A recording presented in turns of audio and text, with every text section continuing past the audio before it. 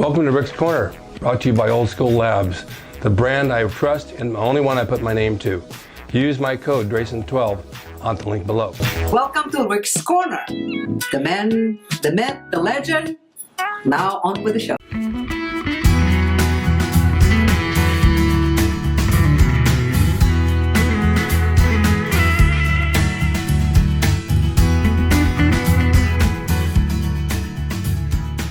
I was talking about meeting people who just weren't happy with their jobs. They were on the street and they were talking to me and they said, God, I got to find something to do with my life. I just don't know what to do. I had the same job for X amount of years and I want to do something else and I haven't figured it out yet. That can be anywhere from 30 to 50 years old and they still don't know. So it's really difficult if you hadn't had any college, because college will lead you into something that you might want to do as far as law or being a doctor or something like that. But if you don't go to college, then you at least have to be street smart. You have to figure out on the street what works for you, and you have to go about it. And you have to, can you hear me okay now? I fixed the mic. I hope so. You have to find the passion that you like and go for it. And you can't wait till tomorrow or the next day, because people wait and they're waiting for something to come along, and it never comes along. And I've always said it's not who you know, but it's who knows you. If they know you, they're going to call you in. And you have to promote yourself a certain way so people will get to know you. And social media nowadays is what it is. Back in the days when I first started getting into acting, it wasn't like that. I was fortunate enough to be wrestling on TV, and I was on twice a week, and people in production would see me and they'd call me in for a role or a bodybuilding role, but that was limited because I wanted to do more than that. They were very narrow-minded back then. If you were big and muscular, you couldn't fit into any role. You're just a dumb guy as a bouncer or standing as a thug, and that was it. But it started to change as life moved on. When Arnold did Conan and he started doing Terminator and things like that, other bigger guys were getting roles because they were more accepted. People could see that they had a brain, they could act, they could say things and do things. But standing around flexed was not my idea of an acting role. That's just a piece of furniture standing there. Even though you were SAG, I didn't like it. I was fortunate enough to get roles in the movie Ben. My God, I did a ton of movies, and they all got to be better roles as I moved on and moved forward. As I got older, it seemed to even get better, because with age comes character, and with character comes roles.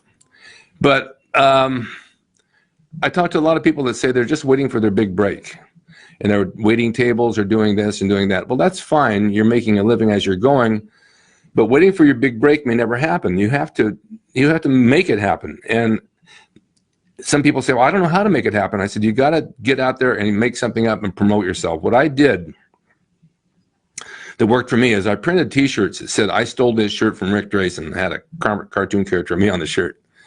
Everybody wanted one. So every time I went on a casting, I gave them a t-shirt that said, I stole this shirt from Rick Drasin, feeling that if they wore it, they'd remember it and call me in on a job. Gene LaBelle told me this a long time ago, and it worked. I wasn't costly to make a t-shirt. It wasn't no big deal to leave it off in the casting office and make sure it got to the right people. Then I decided to print up $1 million bills, and I did that for a long time. On the $1 million bill in the center of the president, they had my picture, and then I had my contact numbers and who I was and what I did. And then it said, in Rick we trust, all others pay cash. But people liked it. Everywhere I would go, to a restaurant or to anywhere it was, that bill was sitting there displayed under the glass or somewhere. And my feeling was that if I left it with a casting director, it represented money because it was green and it had my face on it, therefore you should hire me.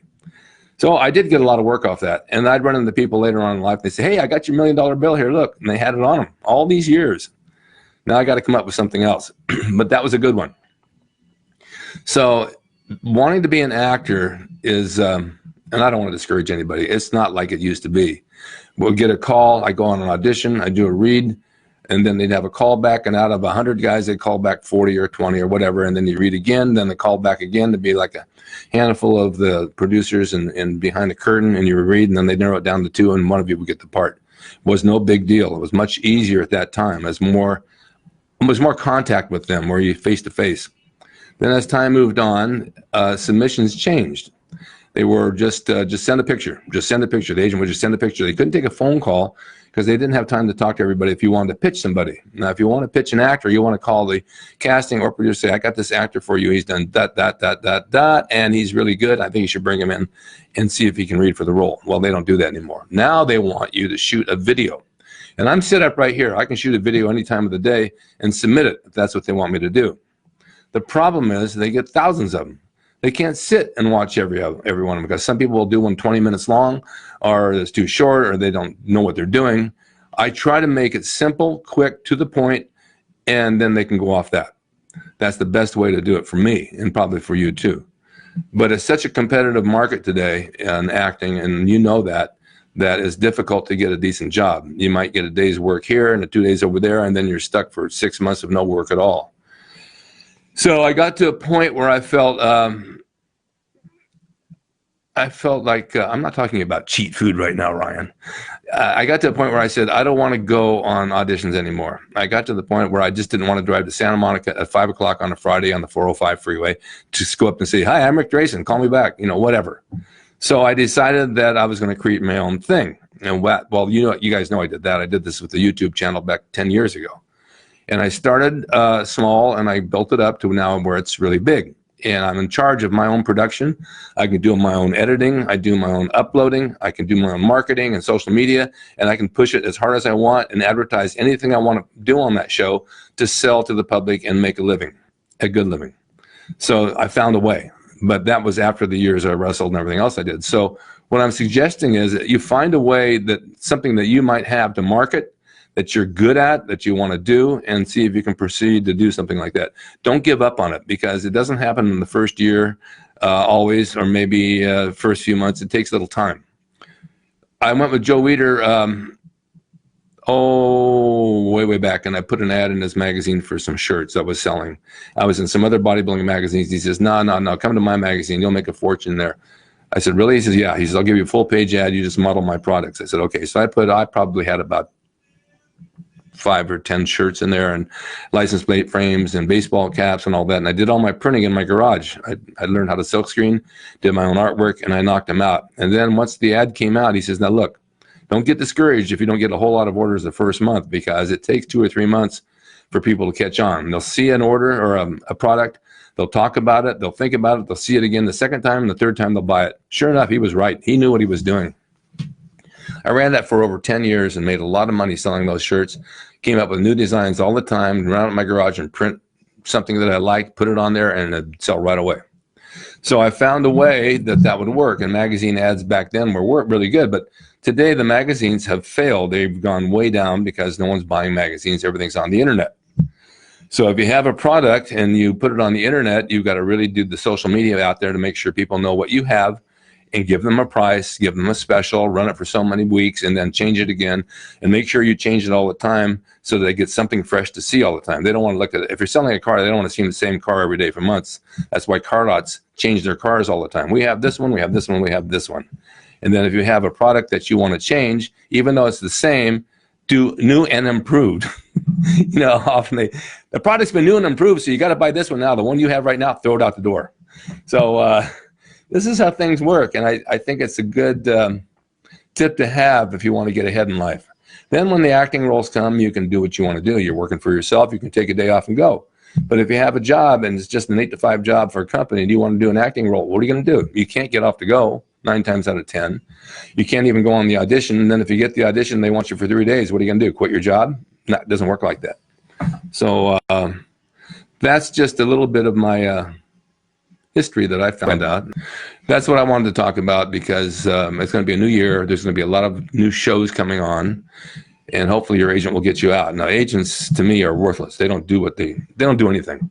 It's basically, if you know production companies, producers, and casting directors, the agents just submit. They're salesmen, and they don't push you hard. You don't get anything. And if they're not enthused about you, you don't get anything. You got to push yourself.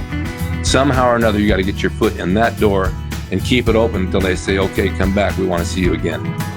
And hopefully that'll work for you. It worked for me all these years, and I'm still going. So take that advice and use it. All right, have a great rest of the weekend, and I'll see you next week. Bye-bye. Hope you enjoyed the video brought to you by Old School Labs. Use my discount code DRASIN12 on the link below at oldschoollabs.com. Hey everyone, now you can have the Gold's Gym logo drawn by me, the artist Rick Drasin. personalized and made out to you and signed by me to frame and put on your gym wall or wherever you see fit to do so. It's a piece of bodybuilding history.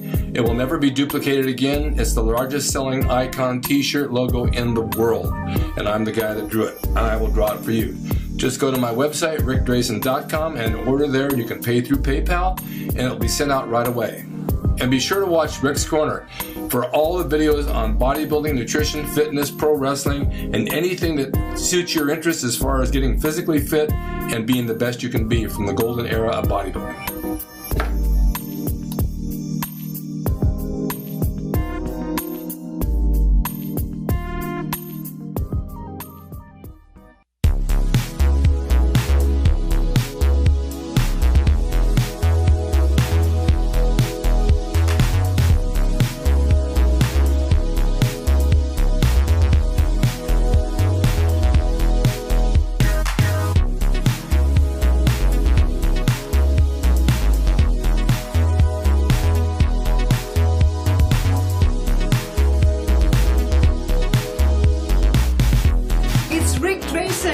He's the equalizer, baby.